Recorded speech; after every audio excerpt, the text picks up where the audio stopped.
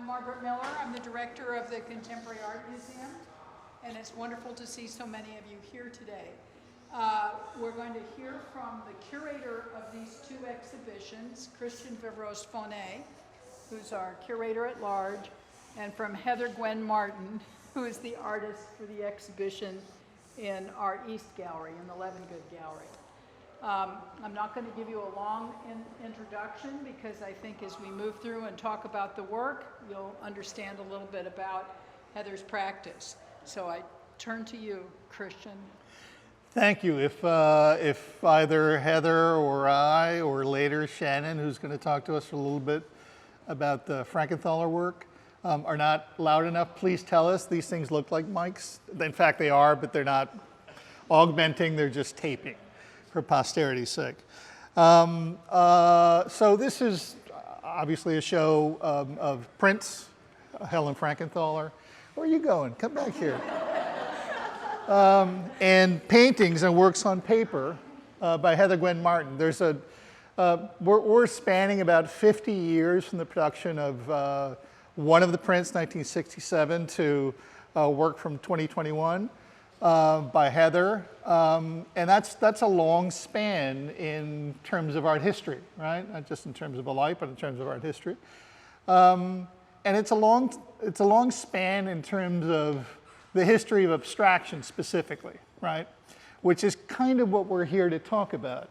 Not necessarily in a fully scholarly way, but in terms of having two artists present work that echoes and rhymes with each other in a way that, you know, there's influence to speak about, but rather than the influence be direct, right, in a direct line, it may be more like I mentioned this morning, an Alka-Seltzer sort of dissolving in water, right? It's a thing that's atmospheric and it sort of happens.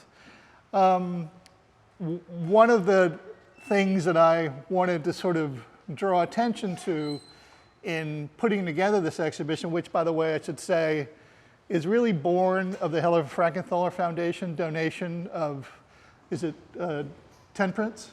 10 edition prints and 8 proofs. Thank you. 10 edition prints and 8 proofs to the museum. It's a part of a larger set of donations to other museums around the country. You know, we wanted to find the right way to exhibit that work. And so I was sort of left with that charge, and it occurred to me, having worked with Heather once before, having written about her work, that this would be a really interesting colloquy, right?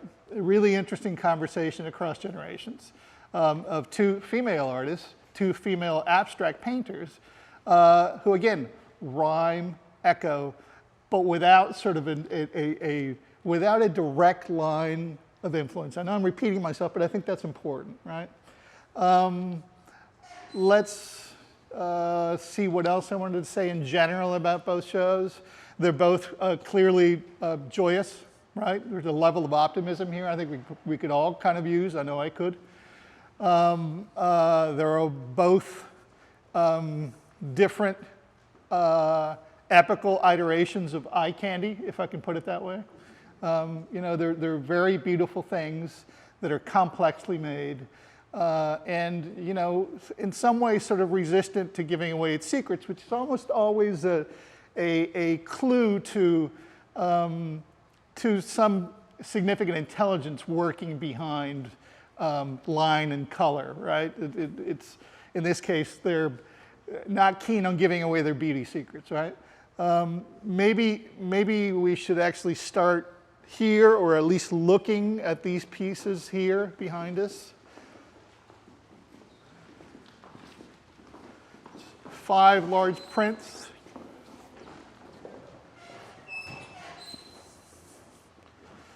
What do red lines do, or is the title of this suite of prints by Helen Frankenthaler?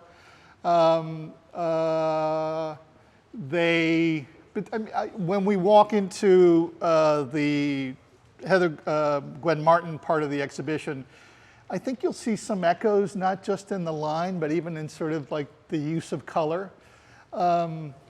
Particularly I mean, I'm sort of struck by this mustard, this use of mustard, and in fact, Heather, who continues to escape the pull of the conversation, come with, because I'm going to turn to you at some point. Okay.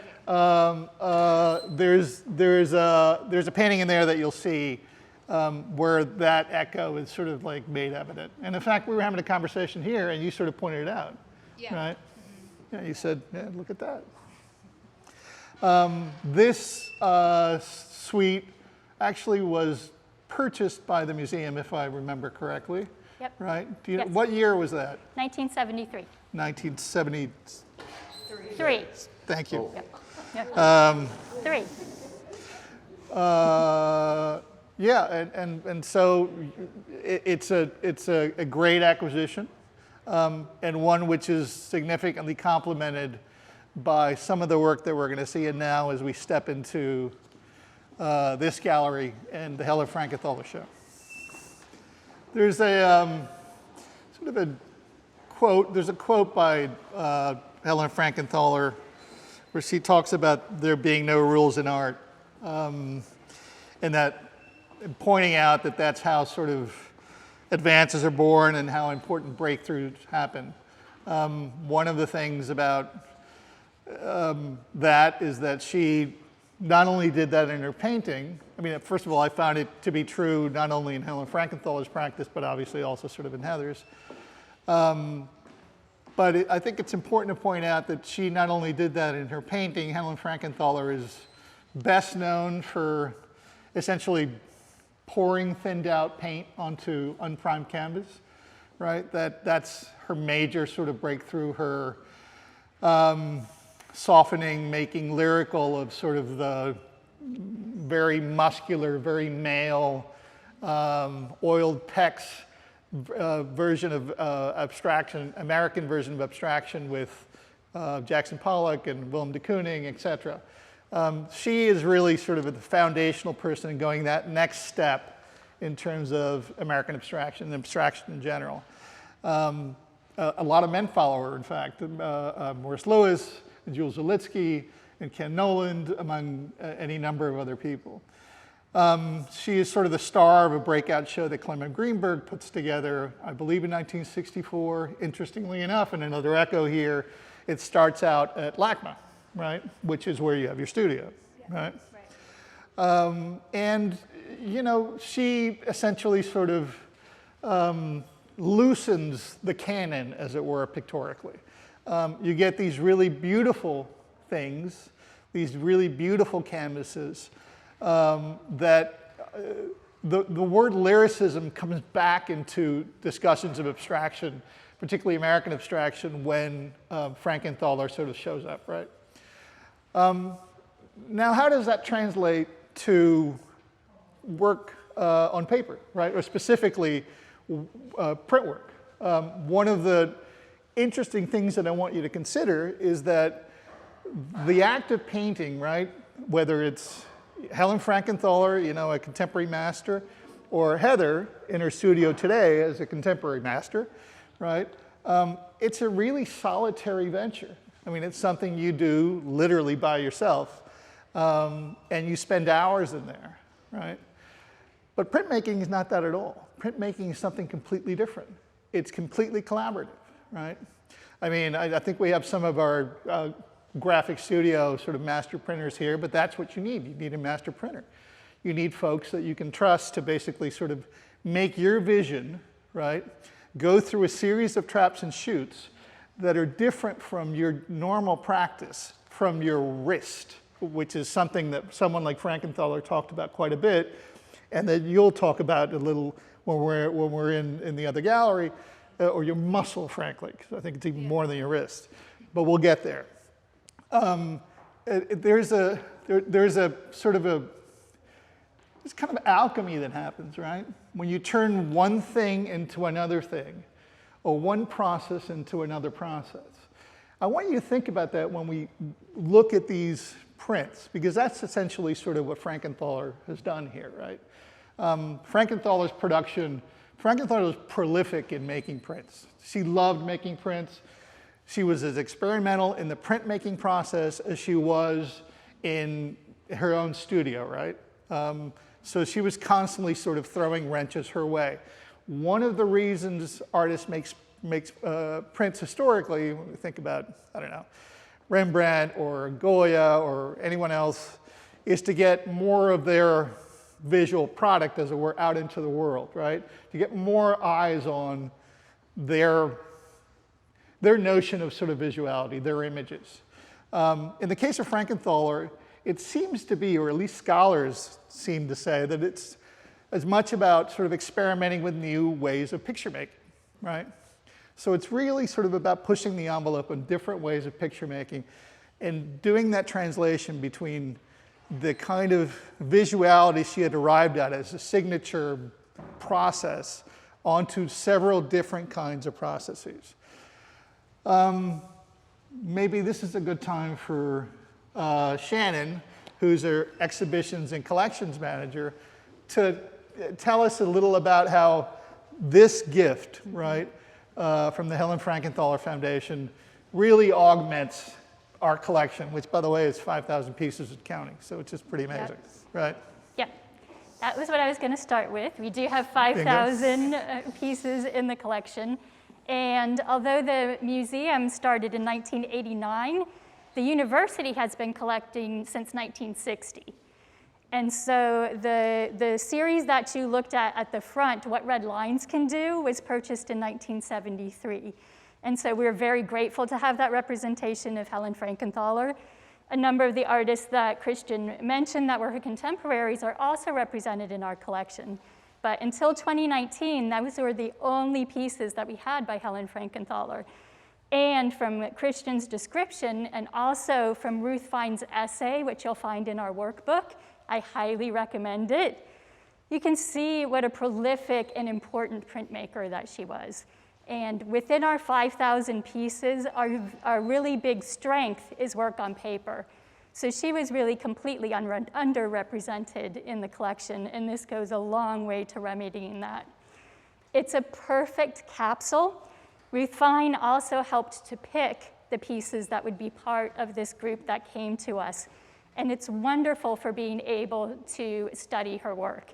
So over the very first piece coming into the gallery is the earliest one that we have in the collection. And so this is from 1967. It's a screen print.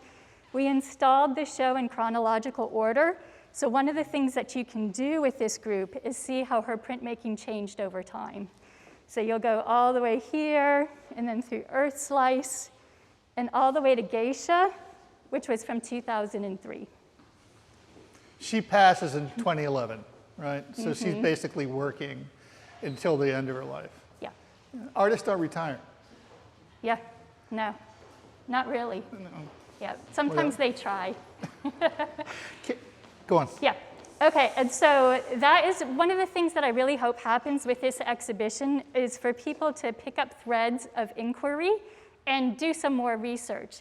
So Christian had mentioned that one of the ways to look at it is looking at her paintings and how the prints might differ from that. Also mentioned working in a collaborative environment. So on each of the labels, you will see the publisher. And it's a variety of publishers. Almost every group is by a different publisher, including some that we haven't had before, such as Tyler Graphics for these, and Mixographia, which is also a process that we didn't have before. So it really expands our ability to see how an artist works through with other printmakers. We have the Robert Stackhouse archive, which also allows you to do that, and some other artists as well. And then one really great aspect is that there are other Frankenthalers in the region to be able to study, in addition to the ones that we have here. So these 4 pieces are part of the 4 Pochoir suite. The one to the far right, Green Likes Mauve, was part of the gift. But the one in the white frame, which is Wind Directions, we borrowed from the Tampa Museum of Art. And the others, A Little Zen and Orange Downpour, we borrowed from the collection of Sarah and Mort Richter, local collectors in the area. So we were able to bring up the whole suite based on the work in the region.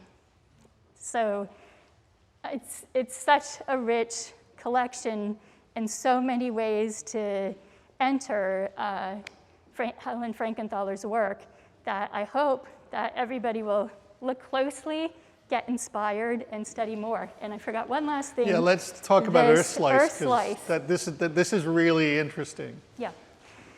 So this is one of the amazing study collection aspects of this group. So this is the final Earth Slice edition. So when everything was said and done, after all of the process of experimentation, this is what happened. But we have working proofs from the creation of this. So this is kind of a window into her mind as she was making these prints. So you can look as they go over the 3, 4, 5, 6, 7, 8, 9. See which things were added, which things were taken away. See if you think it was a linear, was it just things added? All the different permutations, you can see that different papers were tried out, and you can see where she arrived. But an extra interesting part of this is after this 9th one, there was this working proof for our next print, Ganymede. This was taken from the plates created to make Earth Slice. But as you can see, it was changed from horizontal to vertical. And one of my favorite things is that you can see the outline here of the one part that was isolated from the plate to make this proof. So yeah, that's. Thank you for reminding me about that. You're getting all the inside dope, as it were. Yeah. What was I going to say? Let me ask you. Your favorite piece in here?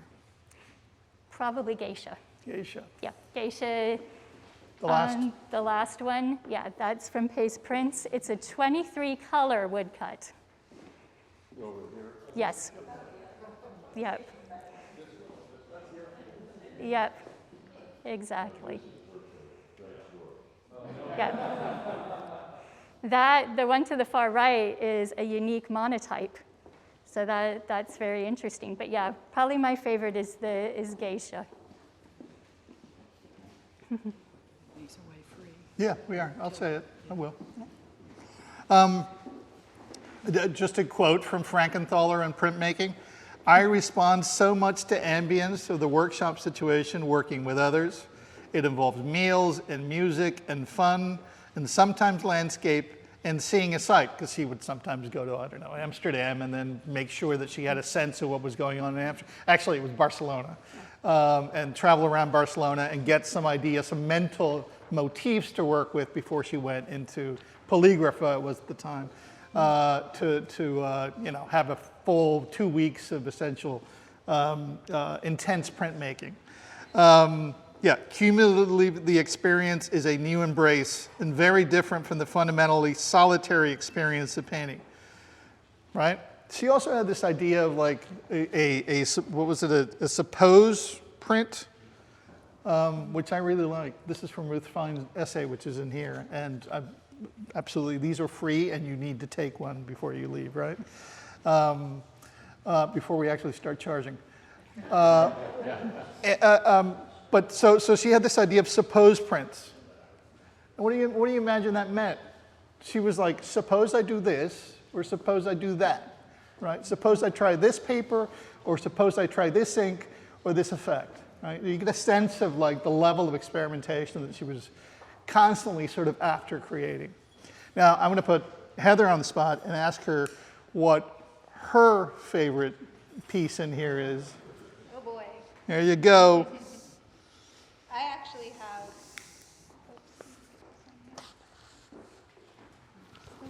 You're good. All right. I have a couple favorites. Like that? I absolutely love the suite of what red lines do along the entryway here.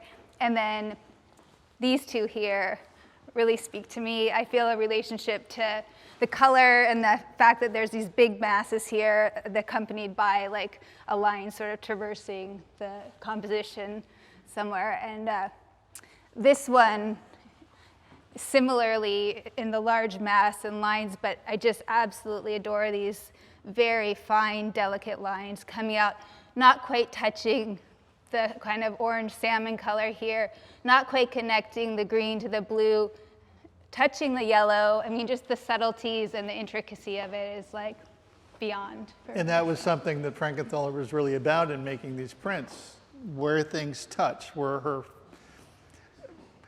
her objects, figures, lines touch, where they don't, whether they touch the edges, whether they get near it, right? The space in between. And in fact, I think you'll see, again, like, you know, a rhyme, maybe, more than an echo when we're in Heather's gallery, which is where we're going now, but sort of fleshed out in a different way, in a completely different way. Because we're mostly going to have the conversation in there, don't forget to look at Bear, which is just an absolutely fantastic painting. The lines I was talking about just a minute ago and that Heather was mentioning in Frankenthaler's work, this is what we're talking about when we talk about rhymes, right? So we're now in a parallel, entirely autonomous, but I believe sort of very complementary universe, right? I mean, complementary to that universe. So arrayed around the gallery, we have 10 sort of, you know, large to medium-sized paintings. And 12? Yep. 12 small gouache on paper paintings. And we'll talk about both and the impetus that sort of leads to, well, both, right? Most of the paintings are from 2020 or 2021, except that there are a couple. It's Q and Quarter Turn. Q is from 2017. Where is that? Q is the orange one. It is the orange one, right? Right. And then Quarter Turn, which is from 2012. There you go. Right? This might be a good time to mention that Heather is just coming off a solo gallery exhibition in New York at Miles McHenry just last Thursday. Yeah, it opened last Thursday. Thursday, right. So we saw each other, and as Heather has told me, because basically she's a workaholic, but also, you know, augmented by quarantine and all that stuff, this is the most time you've spent outside of your studio in a while. Yes. Yeah. Absolutely, definitely. Right. And, yeah. You're racking up the air miles. Yeah. But I mean, obviously, it must feel really good to have this much work out in the world. Yeah, it's fantastic. Yeah, really good. So, by way of sort of an anecdote, the reception here at the museum when Heather's work was uncrated, taken out of its boxes, was kind of unanimously like, oh wow, and you know, pop and joyous was one of the words that was sort of batted around. Sparkling was another. Optimistic, I even heard, which, you know, again, that's a tough that's tough language for today, right? It's tough to be optimistic in the middle of all these things that we're living through. Joe Biden's cascade of crises. But yet, this is the sort of universe that we're in this room, right? From the outset, on seeing Heather's work, I've sort of always identified it as eye candy, but eye candy of the best kind. The kind of eye candy that's actually good for you and good for your digestion because it's smart. It's gorgeous to look at. Again, it's complex formally. And essentially, it really kind of like rewards looking. I mean, you can come back and look at both the small paintings and the large paintings and look at them sort of over and over again and find new things, right? Find new things in the forms, find new things in the lines, find new things in their arrangement, in their compositions. Now, since folks don't know you as well as I do, let's just the basics. You live and work on the West Coast. Right, in Los Angeles. Los Angeles, you were born where? I was born in Saskatoon, Saskatchewan, so central Canada. Right. And then you moved to California? I moved to California when I was 7 years old with my family down to San Diego and spent my growing up years there and back and forth between Canada to, visit with extended family. But yeah, feel pretty Californian. Yeah, but I bet but- you sort of still have a sense of landscape that belongs to that open prairie. Yes, I have huge, strong memories of the plains, the prairies, just driving through as a kid. It just seemed like you go on and on forever. I mean, you couldn't see an end and you couldn't see a beginning. It was just, one of the things I liked most about it was just sitting in the car, looking out the window, driving, as a kid, and just watching, like where there were farms, there would be like trees, to make the wind break or whatever. So you'd see it gradually like coming into focus and then fading out, and just that, like, it's really slow and, really great experiential quality to feeling like you're riding through the landscape and bits of it are coming at you. And, Landscape with time, right? Yeah. Yeah, something like that. And then, so you grow up in San Diego, and then you go get your. I went to school in Chicago for a bit, and then moved back to California. At the Art following that. Institute? Yes, at the Art Institute. Right, and then you go back to California, and you get an MFA degree from UCSD. No, I went to UCSD prior to Chicago, and then did a program in Chicago, and then back to California. Okay. So, I know this is a very general question, but I'm interested, and I haven't asked you. Like, when did you decide that what you wanted to do was abstraction? When did that sort of pull itself away from the idea of just doing painting in general? I'm not sure if it was a clear marker. I mean, it sort of just came naturally. I mean, strangely, it's different if you want to look at it academically or look at it like life-wise, experientially, because I mean, I can go back to when I was 2 and painting with a bucket of water on the sidewalk. My mom would garden or whatever, and she'd give me a big bucket of water and a big paintbrush, and I would just paint away on the sidewalk, and it disappears as quickly as it appears. And so I did all other kinds of painting and making things growing up. And I mean, at that point, it's, I guess, abstraction, because you're young enough that it's like that. But I would say academic-wise, I mean, there was probably an entry point through, like, figuration at some point, maybe. But I don't see there was really, like, a deciding moment when I said, oh, I'm going to make abstraction. It was just the way I was drawing, the way I was painting, it just sort of evolved. And color was always a huge part of my life and part of painting and that. So. Yeah, we could tell. Yeah. Color is line almost, right? Or color is form. Yeah. At some point when you're in school in California, you go to work for DC Comics. Yes. And what's that about? How does that happen? Or rather, what's the takeaway from like that period? Well, the takeaway actually ties in with not when I decided on abstraction, but when I decided on painting as a pointed path, good. I would say. Because I had been doing this coloring for comic books as a job, and it was all on the computer. So the color is digital, it's backlit, there's repetitive things, you can change things instantly. Clearly, I think there's no working around the fact that that would impact someone, your visual system, your body, how you move. I mean, there's a small framework on a Wacom tablet that you're moving within, and it's reflected on a screen.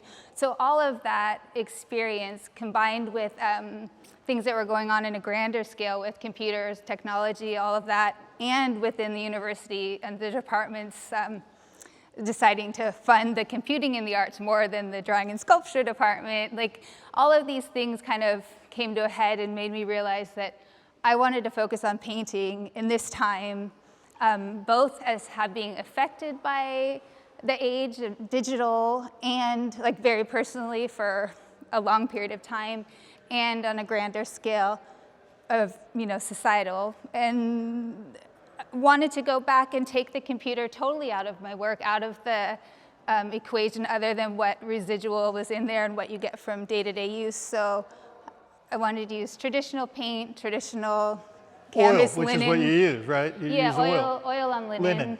and brushes. So going just to really Full basic throttle tools. analog. Yeah, I mean, I believe in painting as a great marker of time, you know, whatever time you're in. And I think that it's very fascinating to me to be painting now. Today, right? Yeah. Right, so. right. Right, well, I mean, we're getting sort of a digital look here, right? The pop, the flatness, maybe even a hint of sort of the backlit screen, right? But through the oldest sort of like technology around, one of the oldest human technologies, right? Which is essentially just paint on fabric, right? For any, that's Yeah. what it is, just cloth, right? Yeah, and the speed. Colored dirt on cloth. That's Yes. basically what it is. Yeah, pretty basic, yeah. You had in an essay, in the essay I wrote for when we met actually, for your show in 2019, I found this quote where you said, "We conform to technology as opposed to technology conforming to us." Now that sounds both like a description, like an epical description, right, of the now, but also as almost a mission statement. Am I wrong, or? No, I mean, I believe it though. I understand people have differing definitions of technology and this and that, but yeah, I stand by that. And I mean, it's just the way it is. Yeah, I mean, it does seem to be the way it is. So listen, I sort of want to go into actually talking about how some of these things are made. So I'm imagining you tell me if I'm wrong, I'm imagining you in your studio, you get your sort of bottomless flat white, right? Your bottomless cup of coffee, though I know you drink tea, and you walk into your Jeff Koons-like studio and there's like 10 assistants essentially making all these paintings, right? That's the way it works? Right. Yeah, No. see? There you go.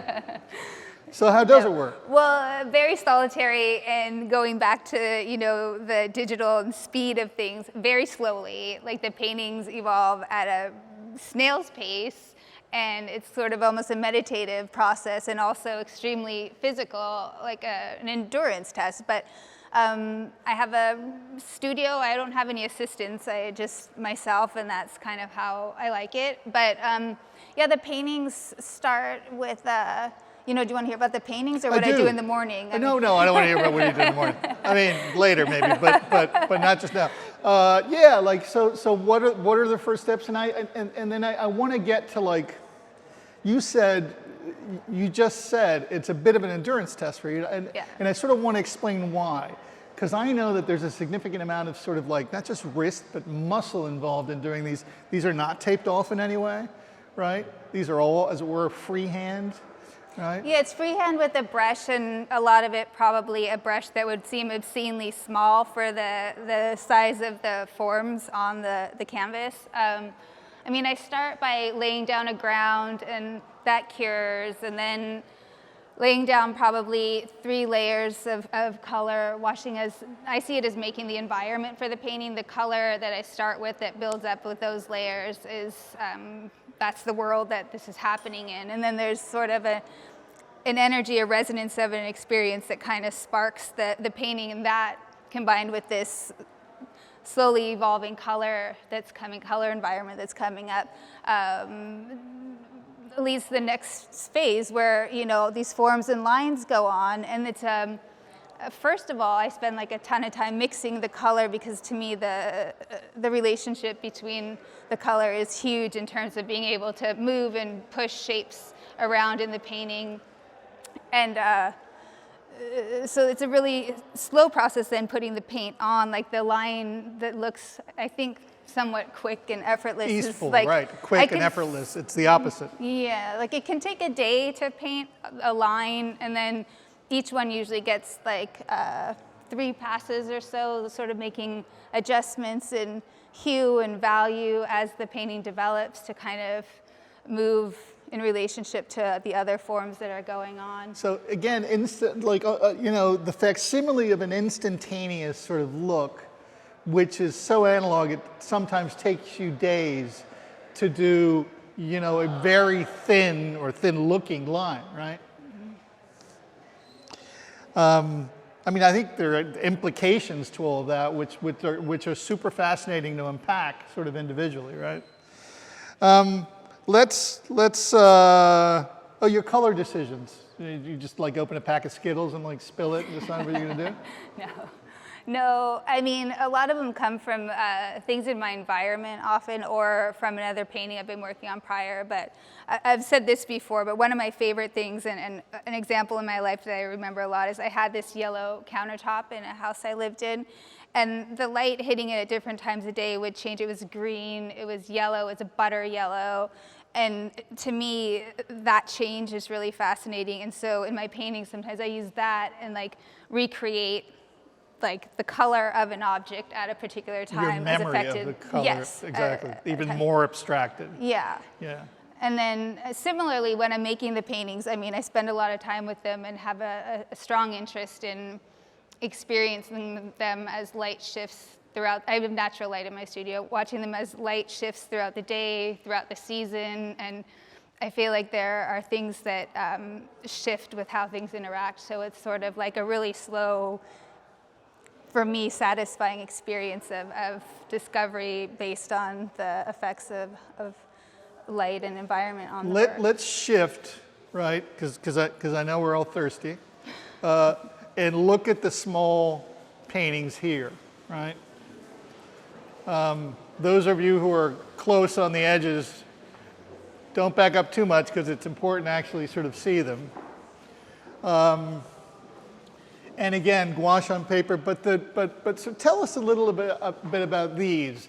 Because, you know, again, you've told us that it can take you up to a couple of days to do, you know, a line and a thin line.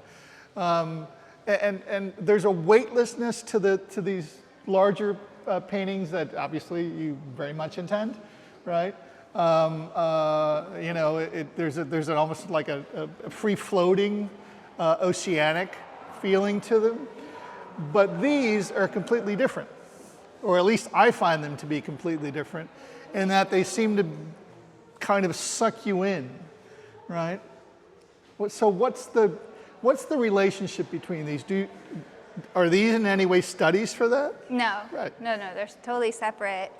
But these, I mean, these, like they're small and you're talking about the time. So like the time in making these, I could make 1 or 2 in a day, but the actual speed of making them is slower than the paintings, just because the way the material functions, like the drag of the paint soaking into the paper, and that process is really interesting to me. So like when I work on a large painting, I feel like I'm affected by that color hugely, like almost surrounded, because I paint like this close up. But these guys, it's like you're in a tunnel, just like it's very, very focused, and then you look away and everything's sort of. And then it's done. Like, yeah, and then it's Right. done. Right. But it will change. Like when I first start, it's like having to calm down in a way, because you can't do anything faster than the material wants to act. That's good.